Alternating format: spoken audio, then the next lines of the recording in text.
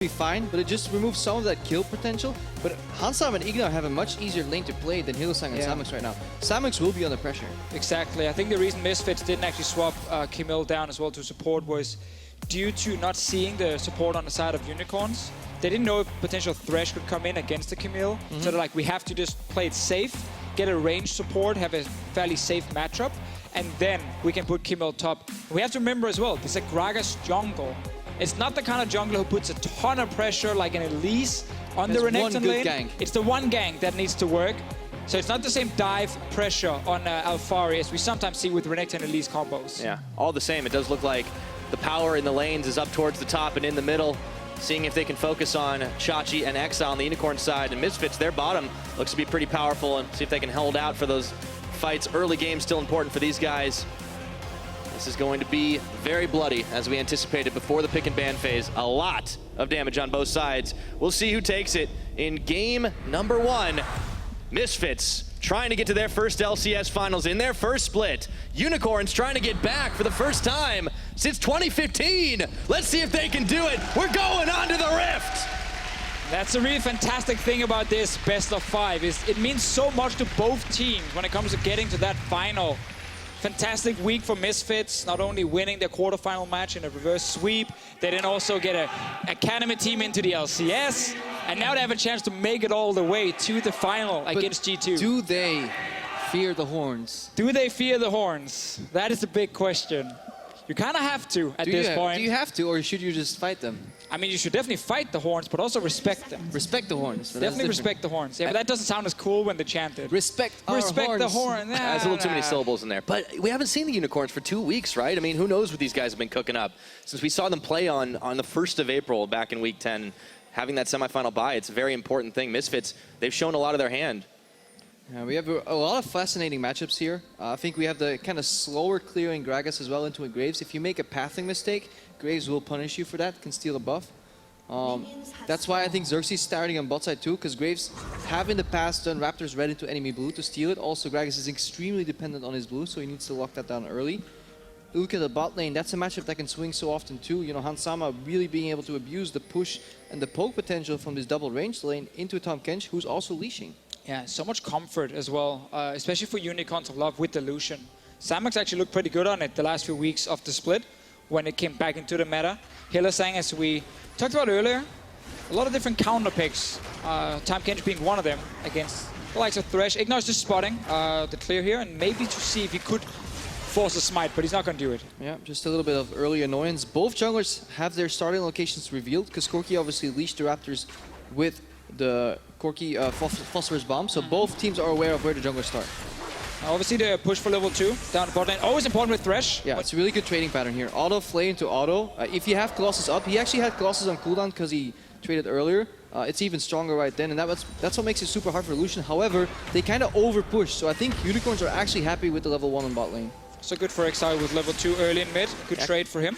Keep on going here. Hillsang was trying to turn back with the acquired taste stacks, but it's just not enough. No gray health at level 1 for the Tahm Kench, and as expected, this is going to be a lane that Samux and Hillsang are going to be under pressure for a while. Yes, but at least they have the wave pushing in rather fast. They're not getting denied in front of their turret just yet. The wave goes in on 3rd wave. It can bounce, and he has 3 potions with the longsword. So overall, they're not as punished as they could have been. I think the Unicorns are okay with the start. And now we have to track Gragas in the jungle, because when you play Renekton top lane, you always want to get some early pressure. You always want to see if you can get maybe a kill or 2 early tower. Because your late game compared to a Camille, it's not great. Gragas, while he has good CC in his ganks, the damage without a red buff is not always the greatest compared to some of these other early game junglers. But you always have that one flash gank that can be so effective. Xerxes will get his red buff. Let's see what he decides to do on the map. We do see some early action. There's a few low health bars starting to heal up quickly though. Power of Evil is safe. It's hard to gank Corki's lane, of course, so Xerxes might be more anticipating heading up towards this top side. Cacao is going to be backing his channel. It should complete before the barrel's coming in, but he stops it. He's actually not able to get back to base, and now the junglers have sight of each other. But yeah, that's the thing. It always kind of slows down the early game a little bit when the junglers are being tracked. The junglers notice each other, they know where they're starting. It is a bit easier to know when to back away in your lane when you know there's a high chance the jungler is nearby. Yeah, especially when they start on the same side of the map. Hillsang is actually taking a lot of poke here because he wants to play forward, but at the same time, if he gets hooked, he can still take a ton of damage early on. Yeah, if both junglers starts bot side, then it becomes very hard. Oh! Devour will save him, it's fine. Nice long range hook, though. It's all about trading cooldowns. Now you have a fraction of like 4 seconds where you can maybe get another hook off, but that's where Unicorns then play super defensive. They'll spin the map though, early on, where we might not see that many kills. Let's see, ignore. Just take the blast going for himself. Means the jungler can't take it, and that prevents a sneaky Gragas gank. It's actually always very important, even in solo queue. If you get access to these blast cones in the enemy jungle, it makes it much harder to gank your lane if you already removed it. And trying to slow down Xerxes, fresh off Fountain Trip as he picked himself up a control ward. We can see where Kakao is, though, inside of his own jungle, and should just barely have sight that Xerxes had started on the Scuttle Crab. Pinged out. It's almost funny that this series that will get so bloody later on, they'll have so much action, starts this slow. Yeah.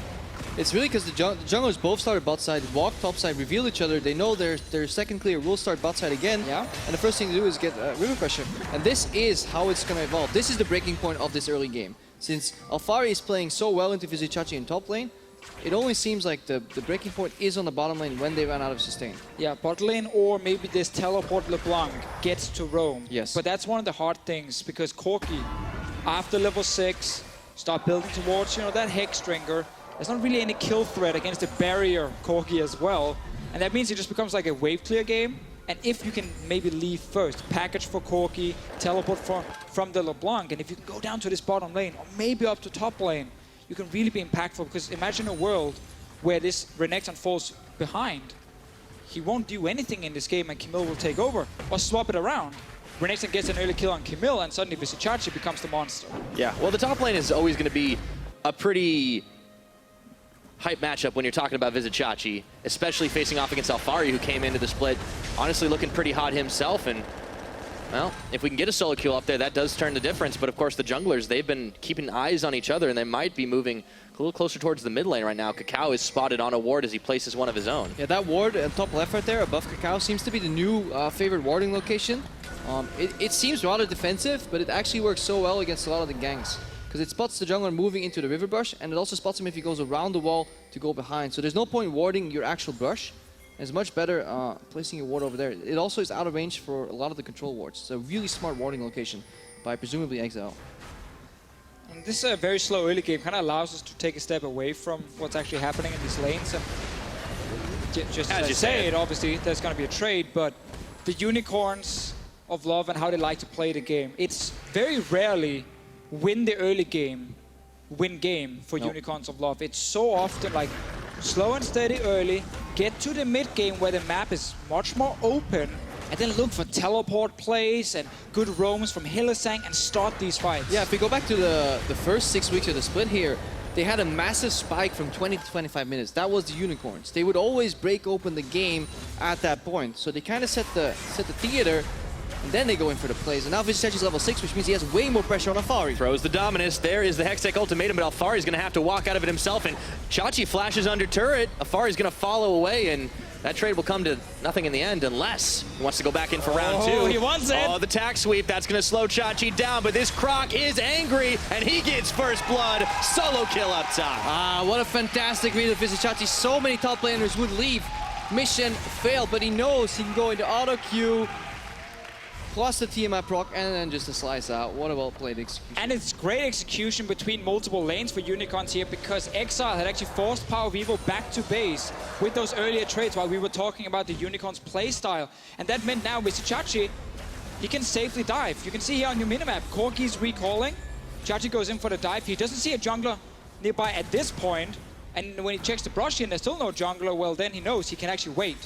And that's actually a mistake from Alphari from letting the wave go into the turret. He probably should have tried to tank it out, so Vizicsacsi could never walk in again.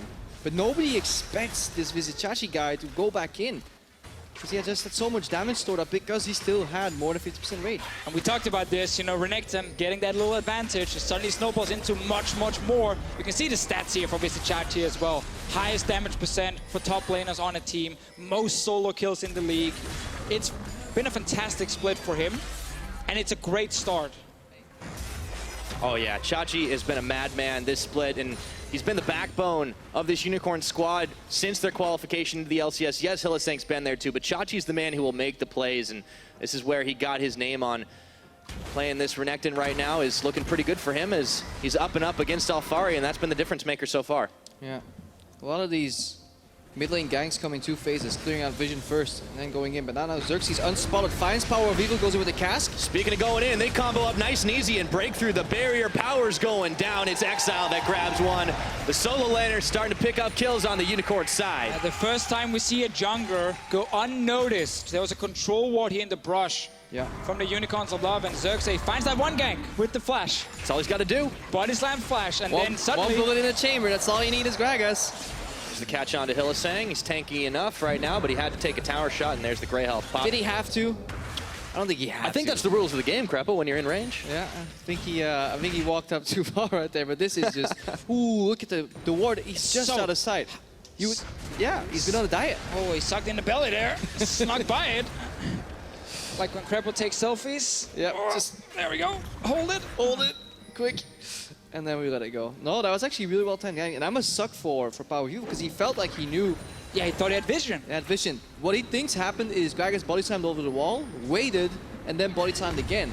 And that feels like dirty camper, but it actually was a really quick-paced, efficient gank from Xerxes.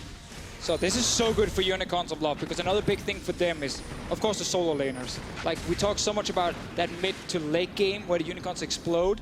Very often it's Chachi and Exile who are the two main carries in these fights, and they're looking good right now. Yeah, look at Hylissang, one of my favorite old school moves on the Tom Kench, level 6 rotation, joining with Chachi here and going for a turret play. There we go, Alphari, he's gonna have to hook shot out. He is gone, but now they can turn their attention towards this top turret. 10 minutes to try and take it down. It should be easy peasy for these guys, and there is no reaction possible for Misfits. Pings are flying, but they know they've been had. Yeah, and this is the Unicorns with macro.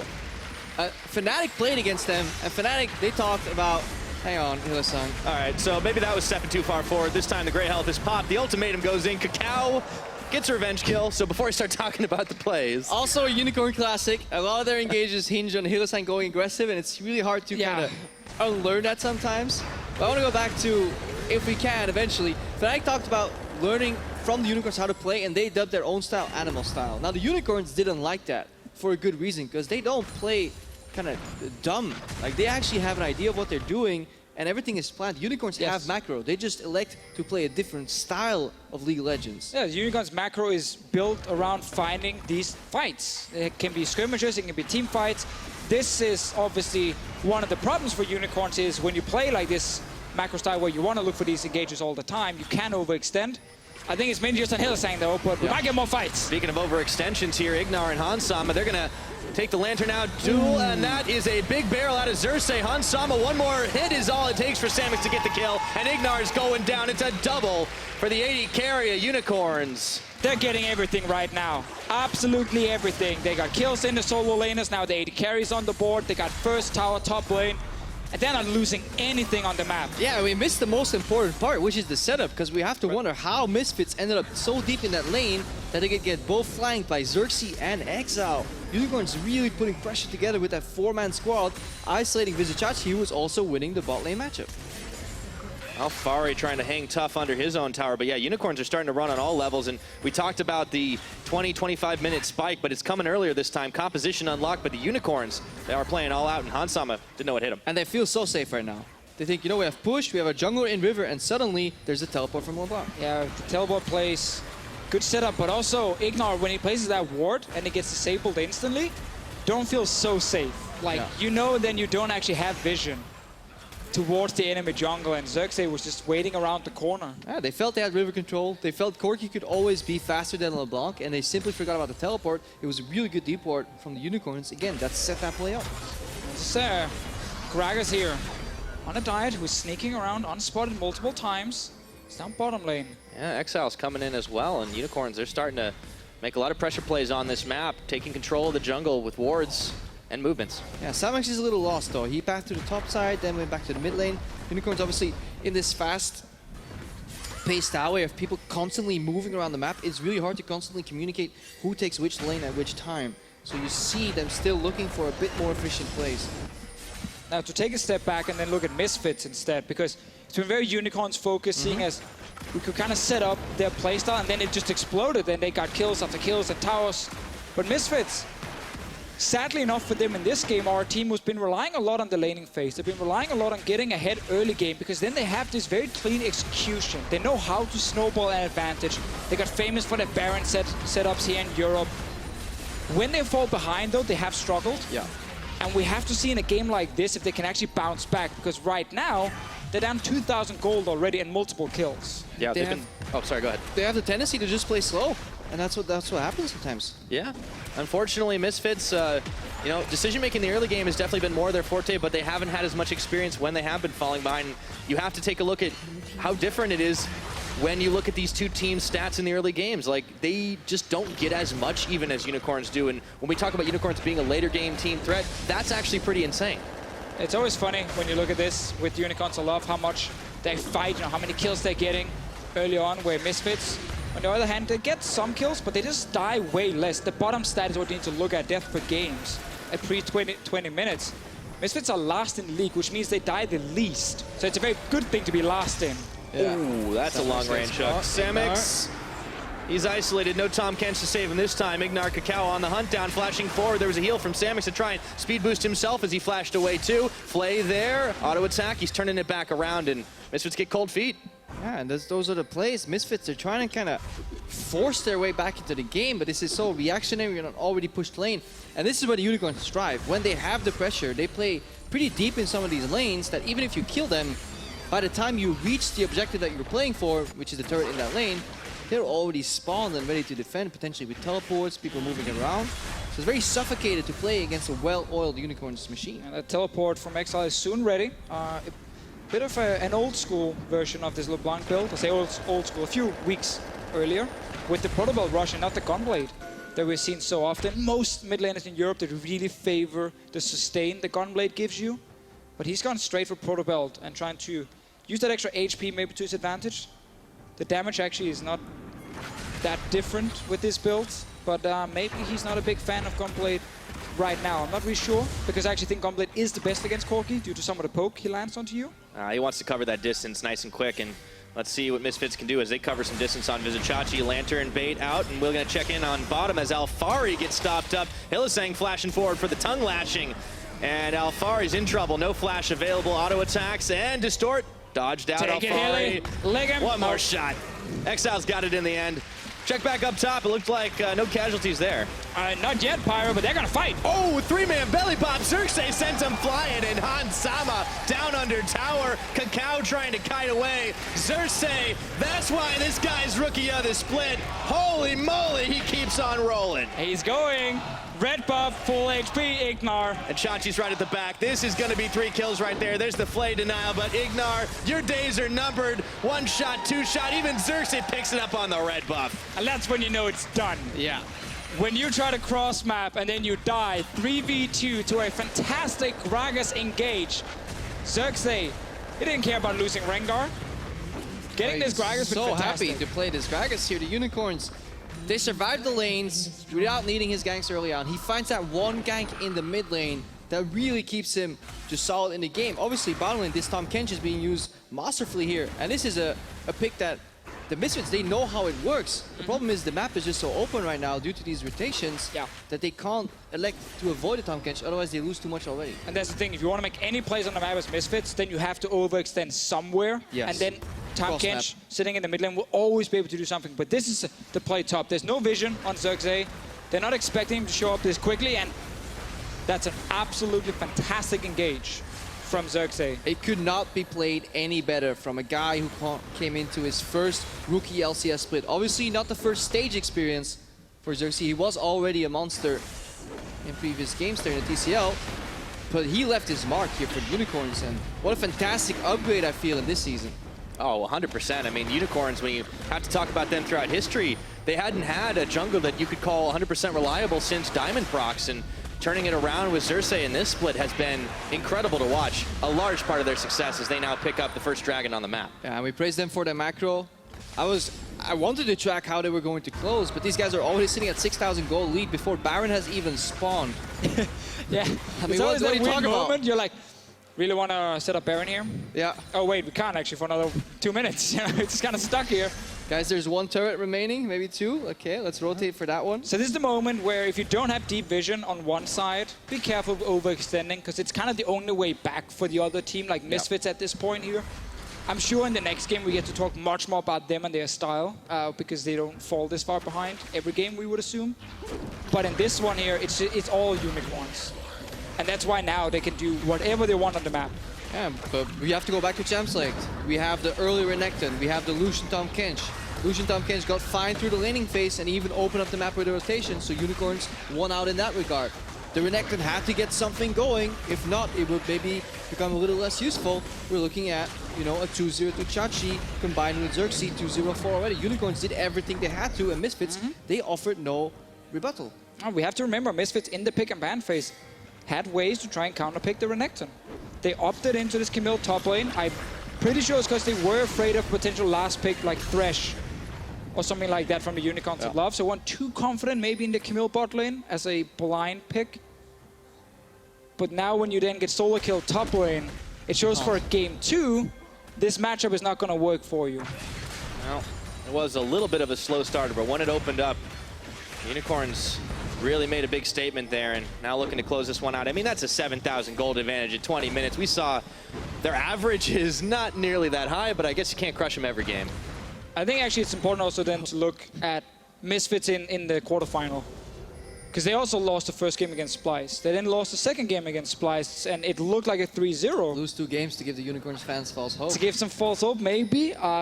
In that video that was made, obviously, from the reverse sweep where you got behind the scene, they did talk about how they needed some games to adapt, to figure out the correct pick and ban phase, not to pick Kennen AD carry, these kind of things. And suddenly, they actually bounce back. It can, of course, still be the same. It's only game 1 of a best of 5. Right, this is just the beginning, and even when you take a pretty big deficit like we're seeing here for Misfits in game number 1, we'll see if they can stay alive, time to adapt, time to think about how things changed, how things went wrong, and what you can improve on going forward. And I mean, if you can reverse sweep in your rookie split, I believe you can do just about anything. And they can obviously still be happy. They're not happy right now, the Misfits. They're cheering. They're like, yeah, boys. Yay, that's the game 1 we were looking for. That's the game plan. That's the game plan. But they can still be happy with their organization because first split, play like this with good macro, get to the offline stage, get to Hamburg, have an academy team that, you know, gets into the LCS. I don't think the owners are too unhappy just yet, but obviously once you're this close, hey, you want to get it all. Play the final. You want to get to the final. We'll see what happens in this game. Unicorns still need to, of course, take that Baron, close out the game. But again, at this point, when you're this far ahead, it should be very easy for you. Exile is hiding in the brush here, looking for another kill. Yeah, see if we get onto Cacao. The chain's broken. The hook does not connect. Okay. And they're going to turn for this. In comes Xerxes and Hillisang. Chachi gets blown up, though, a second too early. And now Unicorns, they've overstepped. Yeah, the Misfits backed up. They were ready to yield this Nasher because they couldn't face it through Exile and then visit Chachi. I think Unicorns wanted everything right there. They realized, hey, we can maybe get some kills. Let's just drop the Baron for now. We can always come back to the Baron, get a few more kills. Chachi, with this, of course, full damage Renekton at this point, you don't have your tank items yet. You can't 1v5. Yet. Yeah. Yet. That was a little unfortunate for Unicorns, though. Nonetheless, still a pretty big gold advantage for them. But yeah, this is part of the downside of trying to get objectives off the back of fights. When you're already taking an objective, you don't always want to turn for the fight. Oh, so it gets close. Speaking of turning. We're in the mid game now also with this Corki. Like Trinity4's boots, everything is there. His damage is going to spike a lot, especially also at 16 for Power of Evil. Misfits are trying now to just prevent Baron from going down to buy more time. It is still dark though, and a lot of teams would think they have the pressure here, but the Unicorns are a team that would just double TP. Here comes TPs, and now Alfari's the target out, and Xerxes stands on top of the lantern, but he's not big enough. Alfari makes his escape, and Exile's going to have to distort out. Misfits pull off the escapes. Yeah, but they're going straight to Nasher, I believe, because there's not much vision left here for the Misfits. They can just sweep it out, guaranteed it's all gone. That's the last blue trinket gone, so it's on cooldown right now, and the Scuttle gets controlled. Still, if they start this Baron here, we're still 23 minutes in. Misfits might look for the fight then. Unicorns now just lost double teleport. They have mid lane priority though, so Unicorns are going to come back out, push out the mid wave, and then they can go for another bait if they want to. A lot of farm is being lost on the side lanes. It's been a few good minutes for Misfits, though. When you're 7k gold down, not losing anyone for just a brief moment and preventing Baron from dying means that you are delaying the game, at least. Still plenty of time for Unicorns of Love. Well, sometimes you want to buy some time when you have a later game jungle like this, Graves. When you have a Camille that is still working to stack up items, only sitting on the Trinity Force. Remember, he went the very early Tabe finish, so the damage spike was a little delayed. I do like that the Unicorns are now going back to the proper wave setups. They sent Exile top to cash in that side lane. Renekton is going to be pushing the side lane. Alfari has no teleport, which means Vizicsacsi could technically push in and leave, and then generate another instance where the Unicorns are 4v5 around this Baron area. Still sucks for them, of course, with some actually good setups, but then poor execution. It's a multi-step plan, right? That is why we always watch these Baron baits so intently, because it takes you 5 steps to the right, and if you fail one of them, you have to go back to square one. You can't just like, oh, let's go back to the save point where we had all the vision and they have to face check again. No. You start with the basics again. Yep, you do. So they're starting Baron now. The rest of Misfits are on the way. Alfari no teleport. He's running, though. They're closing in. Well, Cacau's got to do it. Let's see if they can pull it off right now. Can the hero play be made? The Unicorns are down to half health on the Baron, but they're getting cold feet. Hylissang wants to dive right into the back. There's the box, but they got a 3-man belly bop again, and Samix just unloads a calling onto Misfits. They're melting through, but Power's untouched on the side, and now Xerxes got to get out. Chachi's down. Oh, Misfits baby! turn the fight around. This is going to be a big one. Power of Evil. We've seen him chase people down on this Corki before. He gets Hylissang. He's looking for Samix. Xerxes trying to cover the escape. The Misfits actually did it. They walked in. The Unicorns were so confident they could just deliver this belly slap in the middle of the team with the Tom Kench. They forgot about Power of Evil. Yeah, they just let him wreck him from the side. That could be an Asher. But that's the thing for Unicorns of Love. What we just said before here, how the execution just wasn't there. Like the setups with the double TP or starting the Baron at first was fine. But they didn't finish Baron early on. They didn't get any kills on the double teleport. And were then put into a pure 5-on-5. Xerxes, he's stolen a lot of Barons, by the way. Though. Let's see this. Hold on. Misfits, they got to know that. Keeping it in mind. He's getting chunked down, but the Baron is as well. He goes in. Can he get the smite? He gets it! Xerxes comes right back in! How bad for a smite steal? No, he didn't even smite it. What am I on about? He didn't even smite it. He got it with an auto. How does he even do it? He won the mind game. Cacao just lost out. He just hit it in the face with this massive barrel. I can't actually believe that. Oh, how's that for a happy hour, Officio? That's the thing with Unicorns of Love. I hate to say it, but it happens so often. Every playoffs, they get like, I don't know, a shockwave or some weird way to get a Baron. Oh, yeah. Misfits used to have the perfect Baron setups, but they were taking so much damage in the pit. They were like, we just have to try and finish it. Yeah, Power was zoning Xerxes, but he realized that if he stays in that position, Xerxes would body slam over the wall and take him out, and then still get access to the steal. But that whole exchange we have to watch again here. So it starts, okay, the problem we have to analyze here is that obviously Hylissang doesn't walk up, they hand deliver 2 people. We're back to the fight in real time. Okay, Chachi's going in, Chachi's going down. Tried to finish off Power, but he walked in without a whole lot of backup there. And now Misfits can go down back to the mid lane, up back to the mid lane and defend that one as well. Unicorns, with this advantage, have really tried to force it too much. Force a little bit too much, a few more steps ahead of the current game plan. And they've actually been caught out a few times. And Xerxes had to almost save the day with that Baron steal. Yeah, because this is actually reminiscent of a composition Misfits had a lot of their early success with. The double poke Corki mid lane is something they ran in week 2 and 3 with Iron back then in the jungle. Now they replaced his utility jungler to get him to the early game with Graves, which is even more damage. And so they run a lot of damage. It's really huge as well for Misfits as a team to kind of show they can bounce back from such a poor start. We get the replay now, Crep. There we go. Let's see what we got. So they're Hylissang delivering the Gragas, and that means now Power of Evil on the side is completely untouched. There's also a really big exhaust on Samix who isn't really dealing too much damage in the fights. And yes, it's okay if you can deliver a Gragas for a pick, but you deliver 2 people too fast in a fight, so all the damage gets centered around them. They get AoE'd as well. A lot of these champions on the Misfits team have brutal AoE, like Varus Q, Corki Q, Corki R. And here, because there's 3 people in the back of the pit, the spikes are coming out, PoE takes so much damage, so he doesn't want to stay close to the wall. Hansama gets knocked up, and then just the empowered auto attack takes it down. This is just a brutal miss smite. Cow with the panic flash, and yeah, Xerxes like, ooh, don't need D button, okay. So, Unicorns of Love still have the advantage, but Misfits, a team that so rarely comes back from losing the early game, really defended well and actually punished a lot of these mistakes from the Unicorns of Love and made this a very even game despite still losing the Baron and of course putting some of the momentum back towards the Unicorns. This game is so far from over because this Misfits comp as well towards the late game with these double or triple AD carries with the Graves as well. It is going to be tough to teamfight against. And it excites me for the rest of this series. It's going to be a close one. Because normally a 7,000 gold lead, it gets closed down routinely in a nice, timely fashion, and we start talking about game 2, but not this game, not this series. Well, Power of Evil definitely showed up in the last 10-15 minutes, and when you talk about a 7,000 goal lead at 20 Unicorns, they might be pushing in to try and extend it up, but Misfits, they showed that they have teeth. They could close the gap a little bit here. Now let's see if they can defend against the multi-push from the Unicorns. Exile solo on the top side. Yeah, Baron buff is gone now as well, so they did lose an outer turret, but they're keeping the base safe for now.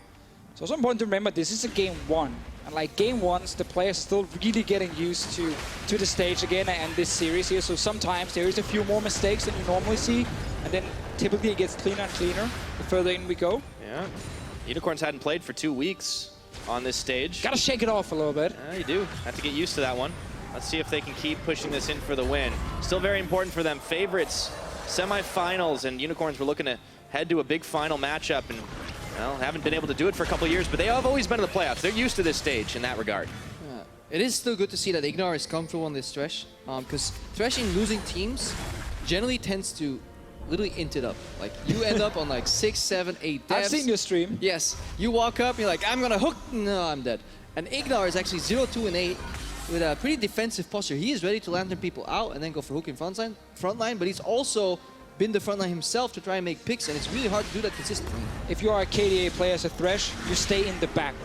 You just lantern whoever is in the front out.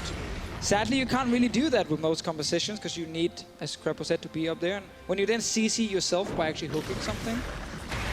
Well, we've also heard Ignar is a very vocal part of the team. Talking about that video from last week, we heard his call is pretty much in action consistently, and when you're on a champion like Thresh, you want to be able to do that. Alfari, he's caught, he's isolated, and with the help of Tom Kench and Gragas, he's out of there. Yeah, another example of how Unicorns have been leveraging this Tom Kench pick so well in the early game. This is not the first time, and yes, it's such a good example. Hillsang, he makes these similar plays. Sometimes they have really big payouts, sometimes it's a bit too far. It's fun to see because he's only been part of 3 kills. But it feels like his ultis, whenever they've been used properly, just the pressure he adds actually then gives the kill. He doesn't have to get an assist for it. So he's done much better than his score actually shows. Yeah, they've had major impact on the game, both positively and negatively. And that is the nature of Hillsang's engages. It's another thing that sets up the Unicorns for success quite a lot. I mean, Hillsang being the only other long-standing veteran of this squad alongside Vizichachi, and yes, you can criticize him for stepping too far forward, but when he's enabled to make these picks, he does it. Whenever I hear Hillsang near this wall here, near that inhib tower, I just think back to his Bard game with the portal over, where Exile clicked it and jumped in and died. Oh, the 4-man Fiesta? The 4-man one. It was like, no, you're so far ahead. What happened? That was such a classic moment for them. But they still managed to win the game. But they also follow him. And that is how they beat HDK early on in the split as well. You see Hillsang walk up, he hooks, he misses. HDK engage on him. Suddenly Unicorns, they just pile into that fight. A lot of teams would say, you know what, our Thresh, it missed. Let's reset, let's go for the next fight. They will blindly follow Hillsang into any fight he goes for. And that's really the big thing for these Unicorns guys is sometimes some of the fights they're looking for, they might be very risky. 50-50 fights they're taking. But because every single player is on the same page, they're all following and going for it, and the enemy team who needs to react might be 2 or 3 guys on one side and 2 guys on the other side, and then they get caught out and get surprised. Yeah, because they assume like no team with a sane mind would take this fight. Of course. But the Unicorns, they will take it. They don't care about your preconceptions of what is safe and what is not. Yep. Now, speaking of safe, I don't think Alfari or Exile is. He's going to get chunked down, but help's on the way. Let's see if they make the play. And Vizichachi, he's going to have to slice and dice his way out. But can he get away in time? In comes Xerxes, tag it in. Samix with the heal. Keep him alive. There's redemption coming, but it might be a little too late. Look at Hansama saving his support. What a hero. And now in the bottom lane, Hillsang dies. Hylissang tried to go down and help Exile, but he came down after Exile already died. So he ends up also giving away a kill. A lot of things happen. This series is absolutely crazy because one team gets so far ahead and they're supposed to just like cleanly close it out, but they keep getting into these fights and they keep losing a lot of them. You had to invoke the Bard portal. Now it's going to just happen over and over again, Deficio. Game 1, what are you going to do? Yeah, definitely. You need to see if they can calm it down right now, because they're still 6,000 gold in the lead, right? The Unicorns, they should be able to set up the waves right here. And Exile goes in, he forgets to play against Camille. Once you miss that chain, you should just disengage, because now there's no way out. That's a problem, yeah. As soon as you get hit by the stun, you're not getting out, because then he can ult you after. And Hylissang is like, whoops. Yeah, that's not going to end well, no matter how you slice it. Just Unicorns playing on 3 lanes at the same time, and this time around, as soon as you lose one lane, well, everyone has to then disengage, because then it all falls apart. Yeah, Vizichachi stopping for the ward clear when he is being attacked by 3 people, striving for efficiency. Really wanted that ward, want to be a team player. I mean, he did get out. So, great heal from Samix. Zerxay almost sets up the kill then, because then the ulti knocks Ignore back into the calling. Yeah. And Sama gets to block it though in the end. So we're still there, 6k, 7k gold lead. And yet it feels like this game is just dead even in so many ways, because Unicorns of Love have lost so many fights. It's 1 tower for Misfits in the entire game. They should not be able to win this. That's where like a lot of the gold is sitting though, right? Like if a big fight happens, we're 35 minutes in, all of a sudden those towers start falling, that Baron's up for grabs. I mean, there's so much on the map for Misfits to take. Yeah, or even the gold will just not matter anymore, because these picks for Misfits, they scale better, especially on 3-4 items. Like Corki, Varus in these fights, they can be down 5,000 gold, but if they hit 3 targets with a single arrow, as opposed to LeBlanc, who's maybe going for an isolated target, the value trade there is definitely in the Misfits' favor. So I don't know where it's going to go. We don't know, because we don't know what the Unicorns are going to pull out next. That's the thing. Power Vivo right now is so insanely strong. Infinity Edge, Rapid Fire Cannon, he's ready for these fights here. Exile, it's harder for him because he's very focused on a lot of single target damage. And if you don't find the correct target when you do jump in the first time as a LeBlanc, then you give 2 or 3 seconds to Corki and Varus to sit there and shoot away.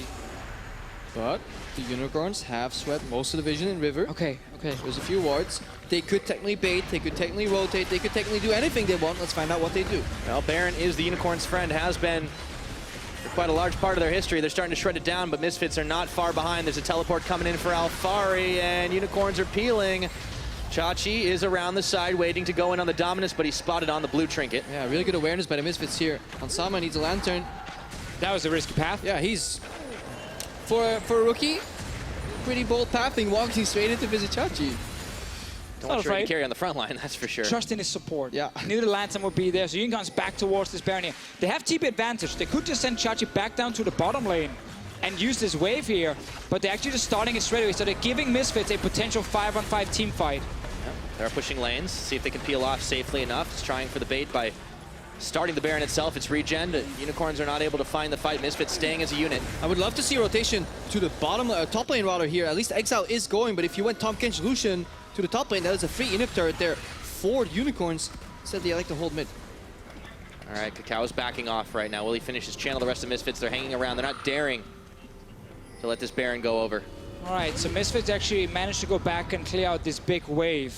Missed opportunity. Unicorns of Love, I think also just with the bot lane, having that TP on Chachi, TP and Exile as well. They've TP in both members. Look at Nobody's farming his lane. There's like literally 3 waves crashing into the turret, but because you're playing against the Unicorns, your first prerogative is get back to the Baron ASAP. We reset though, and I like this from Chachi. Now he's down to the bottom lane. This is really good for Unicorns because Misfits cannot send anyone to defend. So Chachi can freely push in this one. Once Alfari shows up, Unicorns should go straight to the Baron and just start it. And just be ready to turn with the teleport from Vizichachi. Unless Alfari knows the whole equation and chases Vizichachi into the jungle. But then again, you can tank it with Xerxes and just disengage. There's a calling. They're going for this potential fight instead. And this is still okay for Unicorns, but the problem is you give Misfits a way out. If you make the Baron play, there's a high chance you get a 4v5. Yeah. And that is really difficult for Misfits to then execute. But by doing this, you actually give Misfits a 5-on-5 team fight when they shouldn't be able to get it. But they may not expect Vizichachi to actually still be here, because again, most teams would play this out completely differently. Yeah, and of course Unicorns can definitely win the fight, is just giving Misfits more openings. Let's see what happens here. It's on Ignore. They've got Ignore down, but he's going to flay and then get the hook back on Xerxes. Hextech Ultimatum is locking up Chachi in the pit. They've got a redemption. Will it come up in time? He flashes to get the heal. Alfari low, but he's going to get out of dodge right quick, and he stays alive. No one going down. Summoner's burnt. The Misfits are adapting. They're learning what the engage patterns from the Unicorns are. We see... Oh, that's a ward out there. Oh, boy. They're on it right now. But Can't Misfits respond in time. This is quick. This is going down. This is a 39-minute Baron attempt, but Exile, he's got to live for this to count right now. Power of Evil is firing him down, but he's stopped up by the chains, but now they don't have any help. Unicorns are turning off the Baron. Panic right now. They're still on it, so Misfits around here. Exile going back to base. He does have teleport ready. Here's Kakao. Can he turn around the steal right now? He gets an end of the line. There's a teleport coming. 1,800 damage on the Baron, but they're going to turn off and try to take the fight. They melt through Hansama. Ignor's going to flash away, but Exile's right on in. Instant exhaust. They get the channel complete. He goes in with the Hextech, but Ignor takes him out. The damage total, it's 1-2 in favor of Unicorns. And Baron is still alive.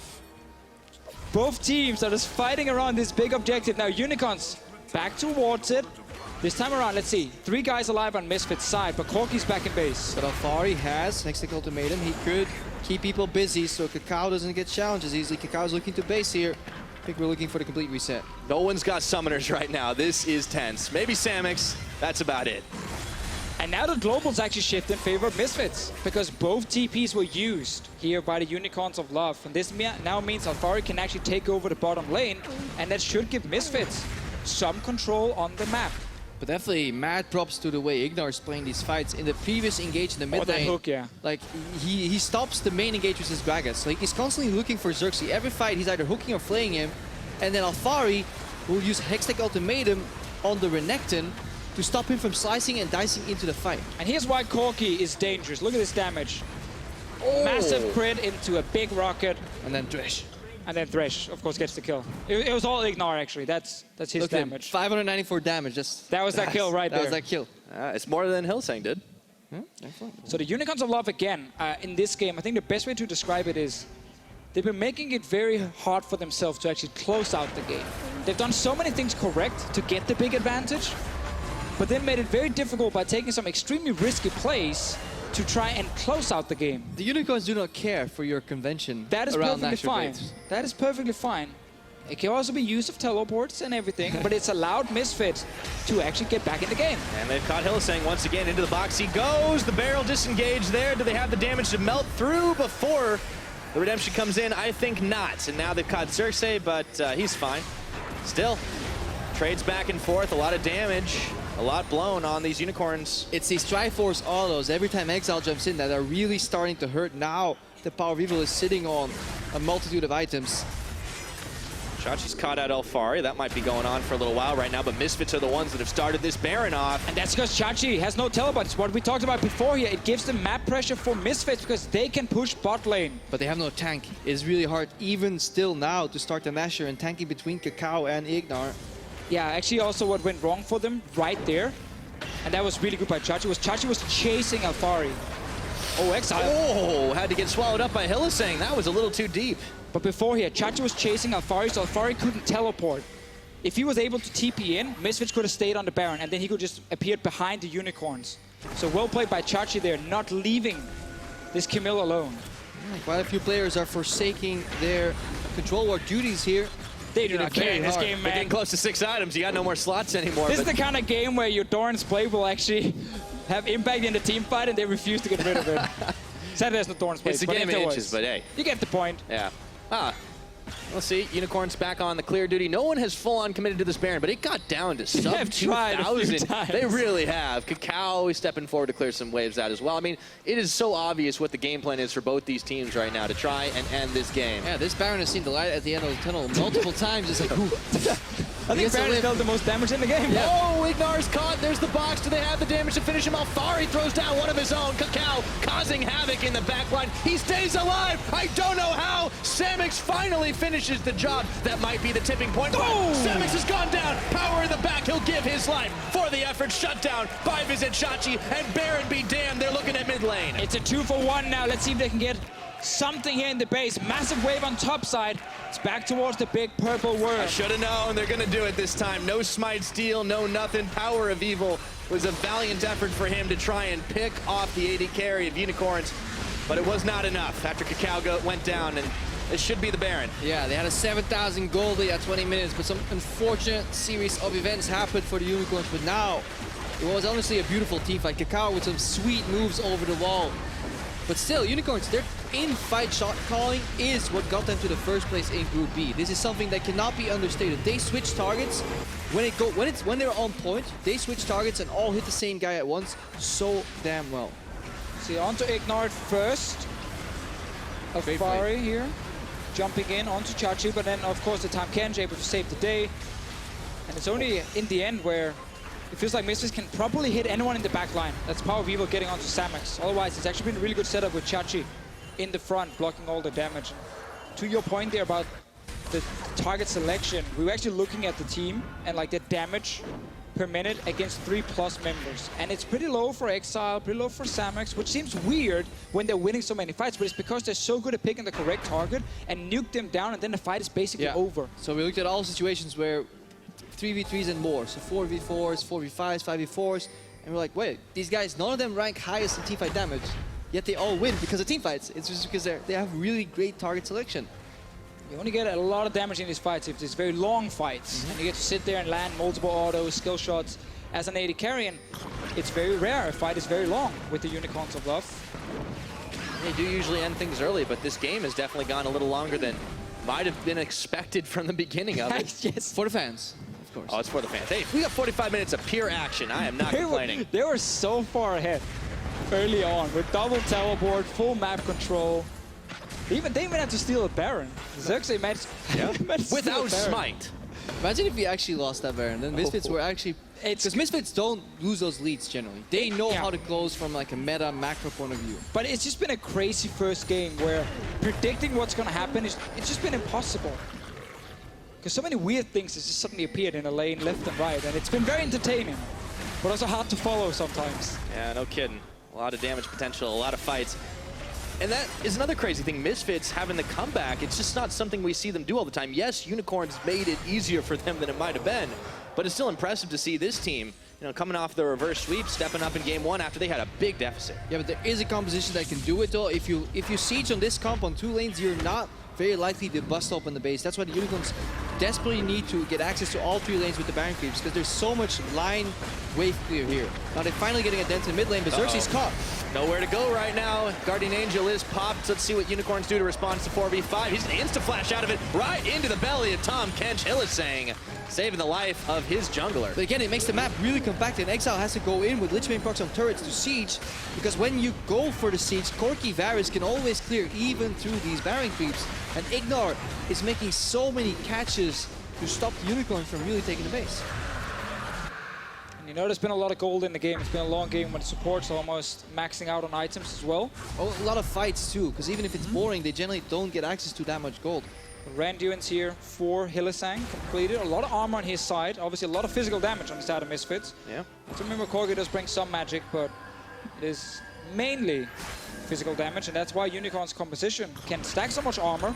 Though I wouldn't say it's been a big problem for Misfits to deal enough damage in team fights. No. It's more that the time it takes to kill Chachi, then he comes back from his G8, then it's a Tahm Kench Devour.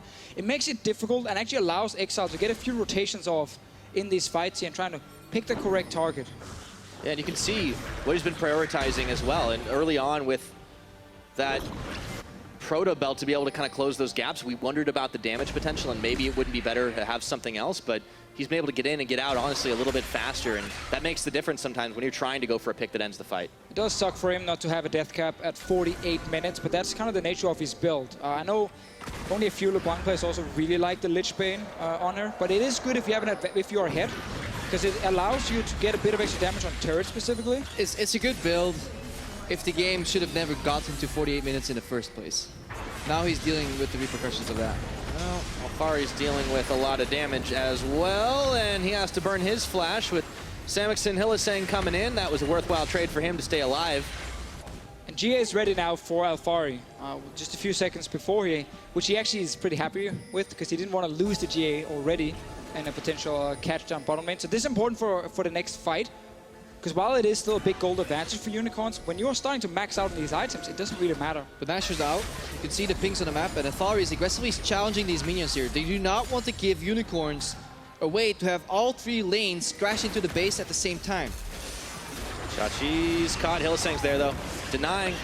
He's able to do it once again. Now they're going to go for it. Okay, tower damage, but not enough minion wave to make it happen. The barrel ended up just pushing it back for a second, and Chachi's hooked. Not anymore. And again, it's the Unicorns converging in this mid lane, and the Misfits with the immediate reaction. Unicorns wanted to use the casks to get them away from the turret, take the turret down. But the Misfits are not allowing this to happen because they're challenging the side lanes every single time to force Unicorns. If you want a siege, you gotta go on one lane. On one lane with no Nasher into Corki Varus means we have 1 second to hit the turret. It means we get another Baron. Not a Baron. Which means we get another At least one more Baron. fight or another setup around the Baron that will give us a few fights. Yeah, we're looking at Renekton 49 minutes into the game. Generally starts falling off around this point. He's more or less just a tank right now. He's got the GA. He'll have 2 chances at it at least, but Camille can definitely offer some more damage on her side. Also an ulti that can be extremely impactful if she gets onto either the Blanc or the Lucian. Yeah, then the difference in Gragas versus Graves, sustained damage output. Graves is a tertiary carry here, as opposed to Gragas, another tank. But obviously now, as we talked about earlier, with all the physical damage on Misfits, like the 5 Ninja Tappies on the side of Unicorns, the armor stacking is very impactful. Will make the fights very even. Definitely nothing wrong with Ninja Tabbies, right? When No. we see 7 of them in every single game. No, I think that seems pretty fair and balanced. Even when also the enemy AD carry on the other side, where you have a LeBlanc on your team, still builds Ninja Tappy. Diversity, like a good very, item. very fun. I mean, as long as we keep switching around the meta a little bit, so maybe next time it's all CDR boots. Good old flash boots, distortion. Yeah, they used to be really good. good times. Yeah, now you get the home guards for free, so you get to double up on everything. 30 seconds till the Baron spawns. We're going to see some more action around that pit. The Unicorns, they're trying to cut off any routes Misfits might take. So let's see, full items on Ansama, full items on Alfari. The problem right now is if you That's respect, not a problem, though. If you respect, yeah, but I'm gonna highlight a problem. If you expect somebody to bait, hang on, visit Chachi every single time. And he doesn't care. He doesn't. He should, but he doesn't. He didn't. Oh, wait a minute. He's got friends this time. Hold on a second. Visit Chachi right into the belly of Tom Kench once again to stay alive, and they make a great escape. Unicorns look like they might have wanted that fight, but they turned off it right quick. And he comes power. Oh, that burst. Is it enough? Not quite. Now they've caught Hylissang. He can't swallow himself. Great health, though. Not with that attitude. I don't think that's very productive. All right, so as we said, as soon as Baron spawns, we're gonna get a ton of fights. Oh wait, no, he's trying again. Oh boy, teleport coming in. They're coming behind him. There are 2 members behind right now. Delayed flash. That's a clone. Flash. Yeah, there's no teleport though. Yeah, but Chachi, that's not a clone for sure. He gets instant exhausted, but look at the health bars. They're going low. They're going down, or are they right now? Exile is popping off, and that's a double kill. Looking for more. Samix gets 1. Alfari's not living very long through all that. Triple kill for the LeBlanc. Unicorns marching for base. And suddenly we're back 30 minutes ago where the Unicorns of Love are winning every fight, running over Misfits. Took them some time, but in the end, they got that fight they were looking for. Fantastic teleport by Visit Chachi. If Renekton at this point in the game can find the backline, find Hansama with Lantern on cooldown and no access to Wascone, it's over for the Misfits. Oh boy, the longest game either of these teams have played all split long, and it is the start of a best of 5. Let's go fountain diving. Why the hell not? They take down Ignar. They're getting themselves the last Nexus turret. That's the ace. That's the base. And this is game 1 to Unicorns. What a barn burner!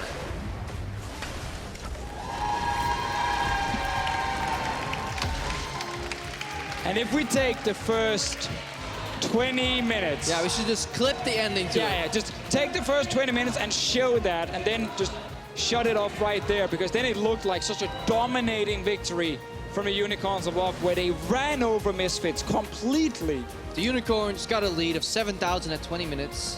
6 towers to 1. 6 towers to 1. They made a teleport play on Visit Chachi, the end. The end. Summary of the...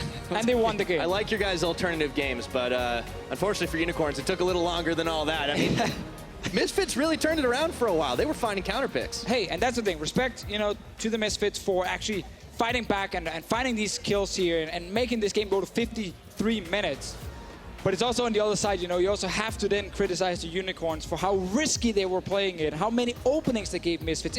It goes both ways in a game like this, but the early game and then this last team fight was really well played by the Unicorns of Love. The middle part, that's where they're gonna have to go over that with Sheepy right now. Yeah, it's game sandwich. I'm not sure what they were putting in the middle, but I think they might want to swap that out for next time.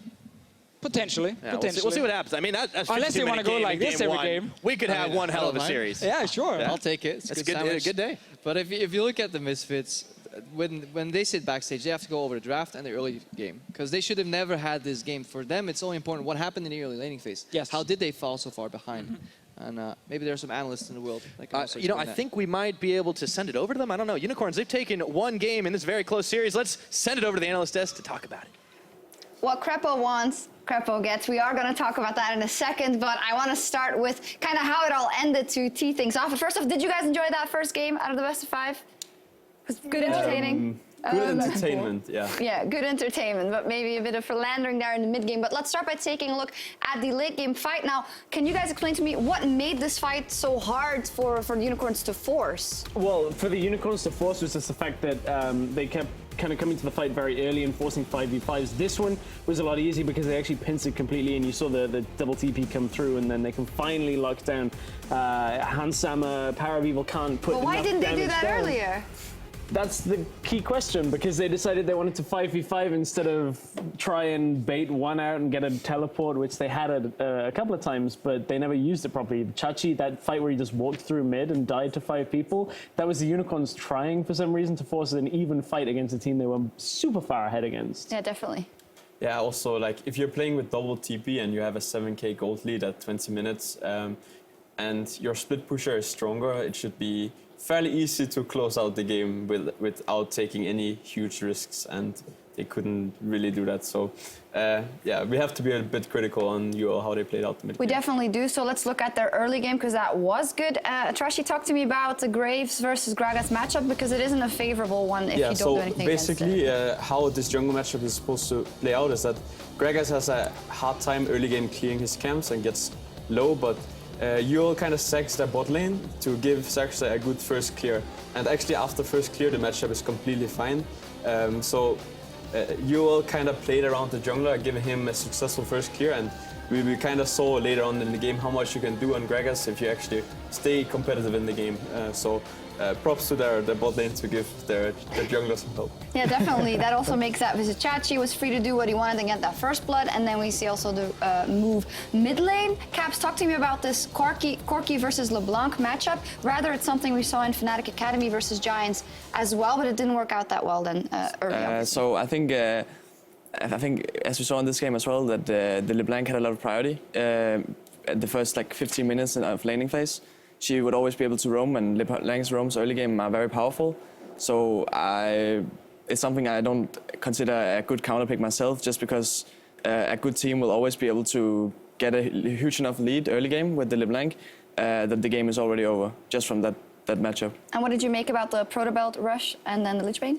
I mean, the LeBlanc build is kind of like it's not situational, but it's like player for player, whatever people prefer.